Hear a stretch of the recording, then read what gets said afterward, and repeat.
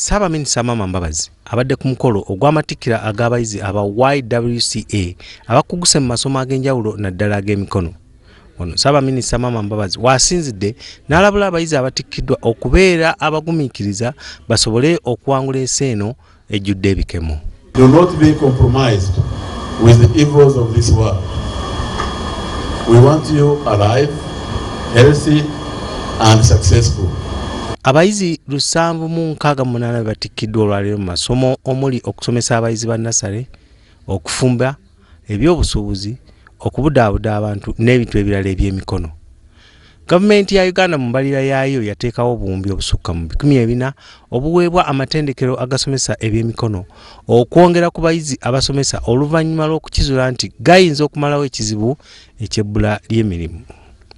Yakulira ettendekero lino Rosemary Nankunda ategeezza nga bwe balina okusoomozebwa olw'omuwendo gw'abayizi ogweyongera buli olukya. Twebaza gavumenti yaffe ku lwa environment gyetaddeko mu kusupportinga vocational education. Twongera kusaba gavumenti eyongeremu ssente tusobole kutendeka abantu kubanga waliwo ebintu bingi bye twetaaga.